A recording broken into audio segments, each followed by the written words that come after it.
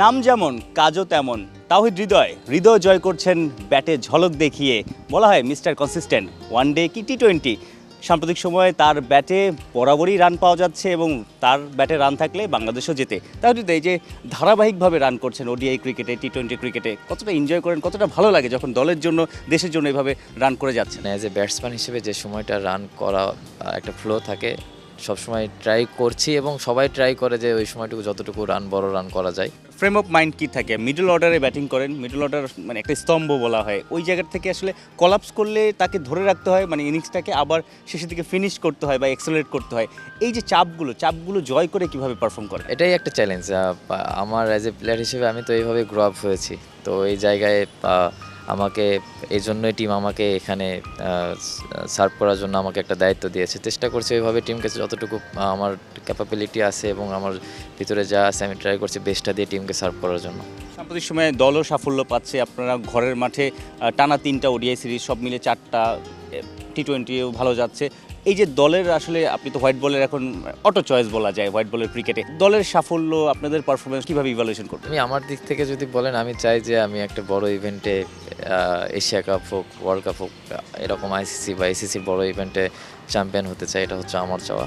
Ultimately মানুষের expectation, আমাদের নিজেদেরও এক্সপেকটেশন এতটাই হাই হয়ে গেছে যে একটা কাপ না পাওয়া পর্যন্ত মানে ওই স্যাটিসফ্যাকশনটা আসছে না। হৃদয়রা তো জানে কীভাবে চ্যাম্পিয়ন হতে হয়, কীভাবে ট্রফি জিততে হয়। আন্ডার-19 বাংলাদেশের ক্রিকেট ইতিহাসের সবচেয়ে বড় সাফল্যটা তাওহিদ হৃদয়, তানজিদ তামিম, শরীফুলরাই নিয়ে এসেছেন, ইমন আরও অনেকেই আছেন।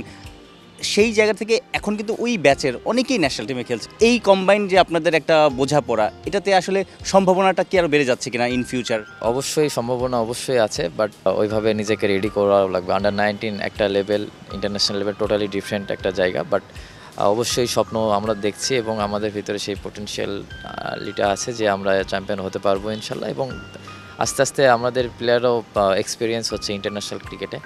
আশা করছি যে এই এক্সপিরিয়েন্সটা সামনের দিকে এটা কাজে দেবে। একটা জিনিস কি খেয়াল করেছেন আপনি, ধারাবাহিকভাবে রান করলেও অনেক সময় 30, 30, 40 আপনি নট আউট থাকছেন, হয়তো ওইভাবে নোটিস করে না মানুষ।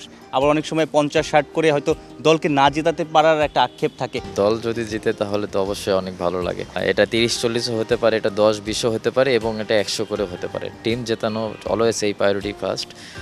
বাট যেটা বললাম যে টিমকে আমাদের ওইভাবেই দেখা উচিত যে যতটুকু টিমের জন্য দরকার, যতটুকু ইম্প্যাক্টফুল ইনিংস দিয়ে টিমকে হেল্প করা যায়, এটাই।